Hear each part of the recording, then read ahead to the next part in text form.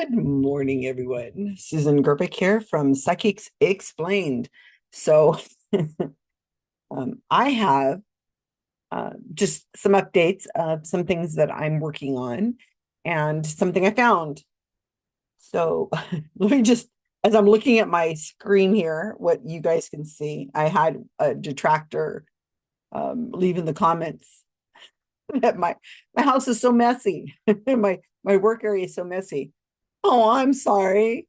Oh, this is a working environment. I am in my office.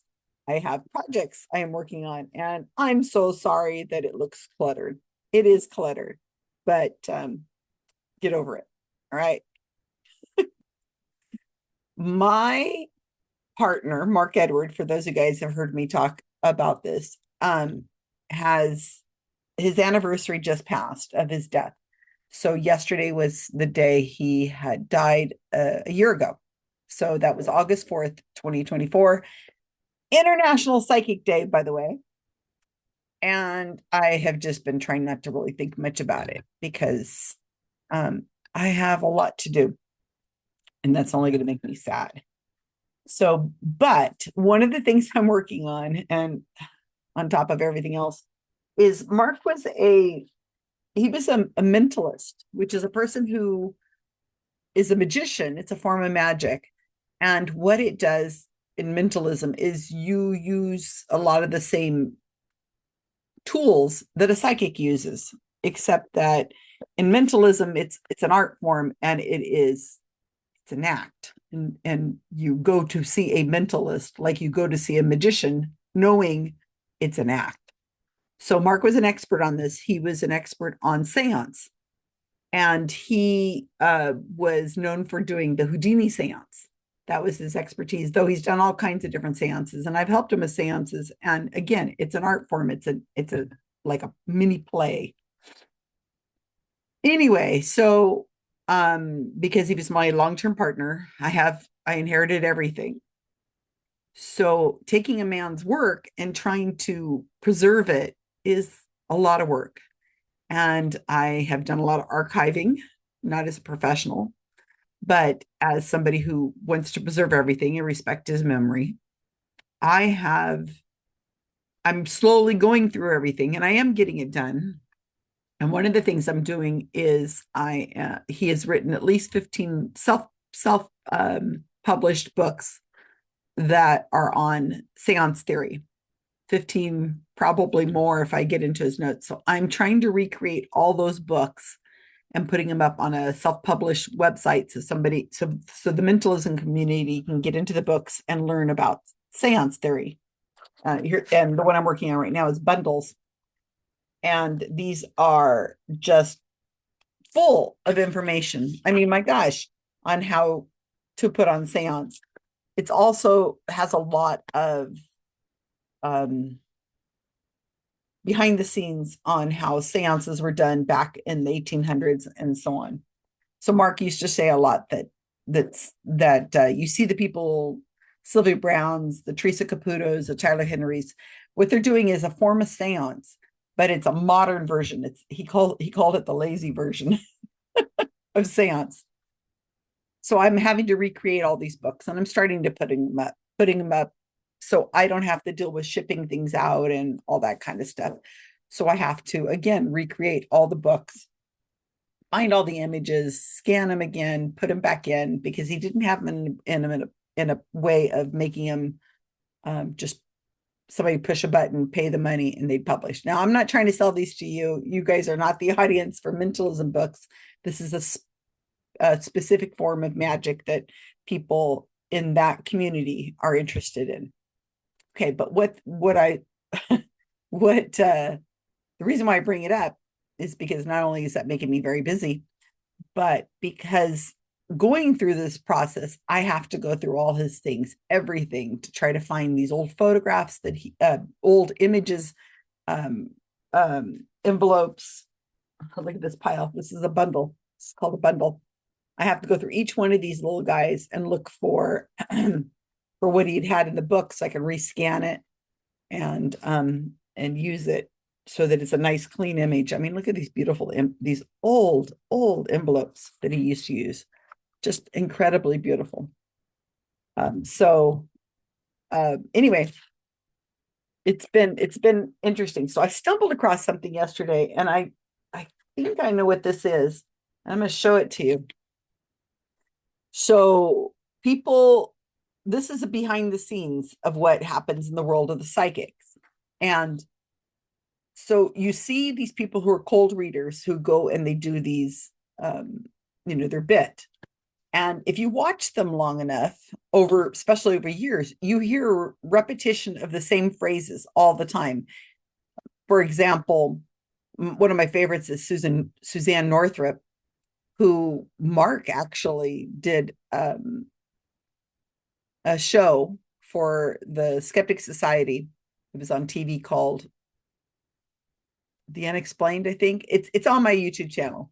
If you look under the playlist for Mark Edward or Suzane Northup, you'll see that when she was young and he was young, they had done a TV show where he showed her tricks, and he explained this more in depth. But Suzane Northup's still around, and she often is with Thomas John. God, why do I get those names so confused? Thomas John, the hot reader. So it's interesting to see them because she cold reads, he hot reads. And when she's cold reading, and this is over Zoom, there's a lot of people there, she has used some of the exact same phrases that she used when Mark was doing this in the 90s with her 30 years ago. And she uses the word rose. Oh, is it a rose? Is it a flower? Is it a smell? Is it a tattoo? Is it a person's name? Is it she uses the word rose a lot. She also uses this thing about who had a car that was passed down, or who had a truck that was passed down from one person to another. And you can see these phrases used over and over. And it's because they get comfortable, opening their mouth and things come out. And they're just common Barnum statements that fit a lot of different elements. As I said, like with the word rose, it could be a flower, something you could see, like in the garden.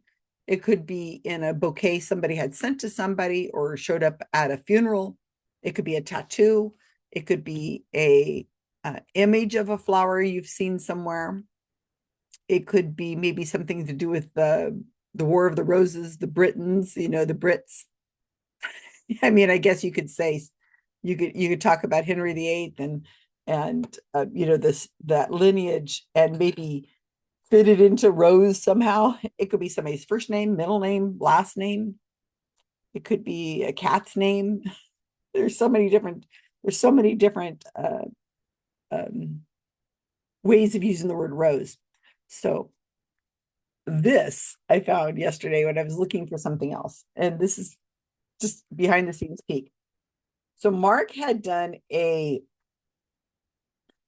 I think what this is, no, maybe not. Well, it's a practice. He's got cue cards. They're cue cards. And it's like a practice for, I mean, he's got it all typed up and everything for learning his lines for doing cold reading. And so I can see him because he was a magician. He was a very good magician. Close up, card magic, escapology, all sorts of stuff. And magicians practice a lot. Oh my gosh. So I think what he was doing is he was using this for practicing. And he probably sat and just memorized these phrases over and over. So I'm going to share some of them with you. Let's look at one. Let's find a short one. This one says, you didn't have a chance to say goodbye to this person, right? Which could mean what? You didn't get a chance to say goodbye to this person at the deathbed. I mean, like as they're proceeding in death, or is it mean it could have been a sudden death? I mean, I guess use your own mind. I'm sure you can figure out how that works. Okay. Who is this woman named Osland? Osland? Osen, Olsen,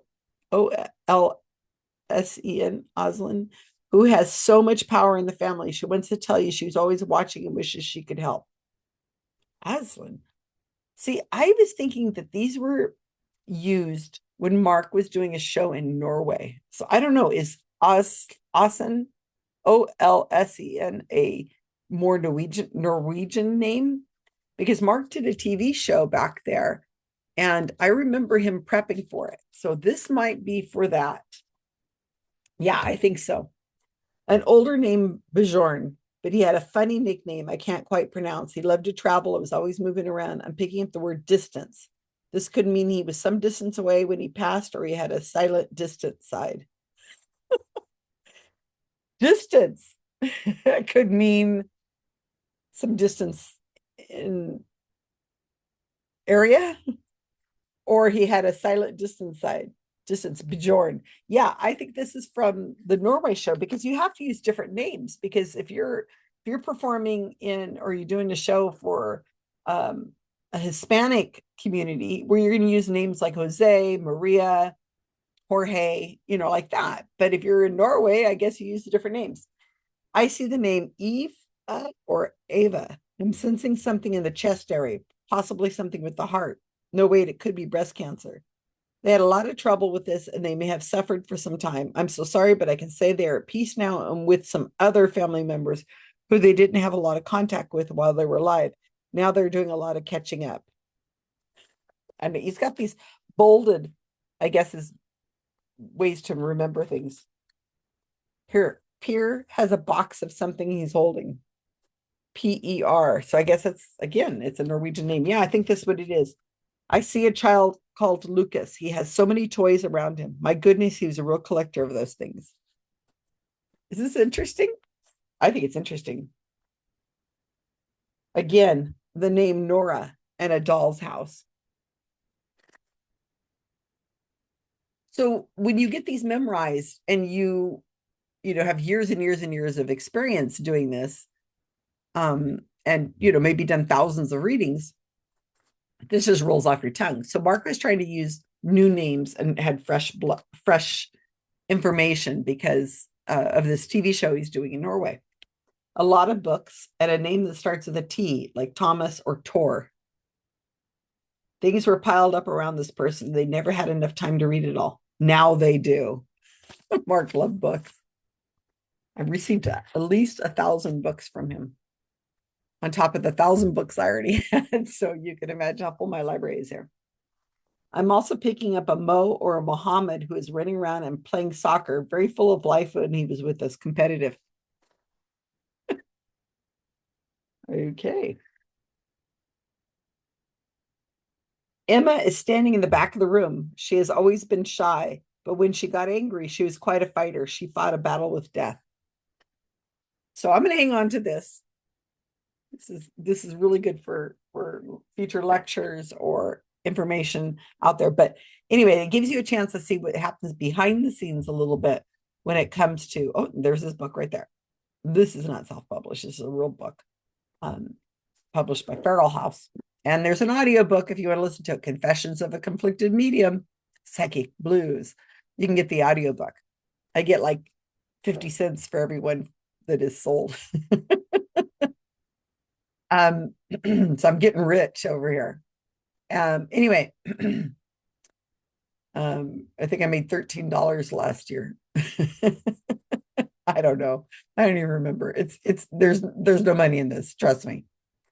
So I hope you like that little sneak peek back at what happens behind the scenes.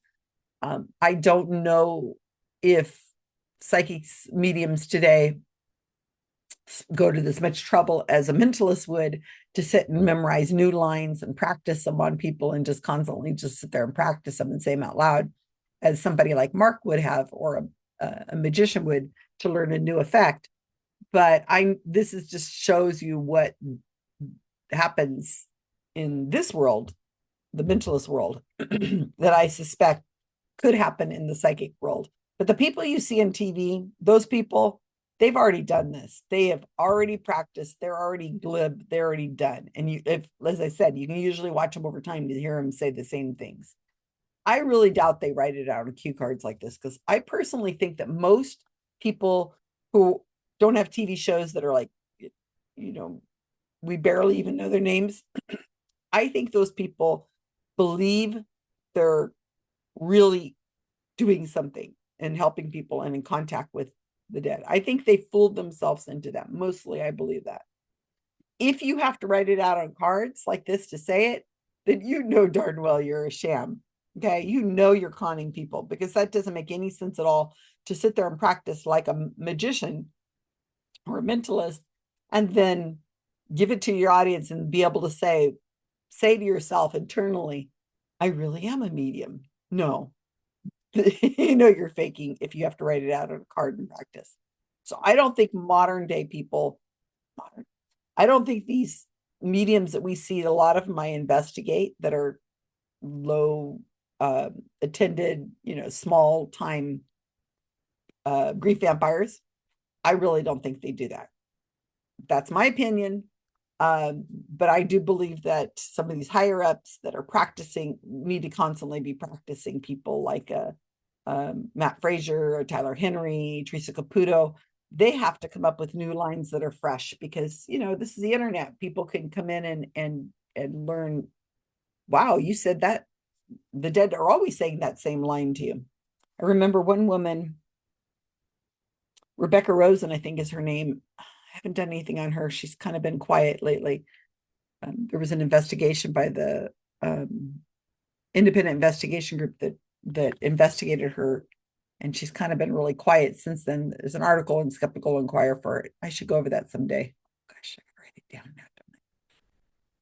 And she used to use the line, I see a park bench with a name plaque on it in the honor of somebody. I remember hearing that one and I thought, that didn't get a lot of play, did it? I don't know a lot of people who could afford donating a park bench in the name of somebody, but you never know. I guess you could say your loved one sat in a bench at a park and it had a dedication on there to somebody on it. That's more likely than to actually see somebody paying for $500 or $1,000 for a park bench with a plaque on it. Anyway, they get these ideas. Mark said he used to get a lot of his ideas from watching movies and reading. He used to read and he'd get an idea, and I guess he would jot it down and say, maybe I should say something about a tattoo, or maybe I should say something about some sort of music or whatever. And then that would just ruminate in his mind, and it would come out as a line that he would use when he's doing cold reading. They come out of somewhere, and then you got to practice them, because you got to be able to pull them out like that whenever the time is there. Anyway, comments, please like and subscribe if you haven't already subscribed, and hit the little notification bell so you can know when I've come out with a new video. And I love your comments, you guys. So please leave me lots and lots of comments on in the box down there. All right. Take care, everyone, and we'll see you soon.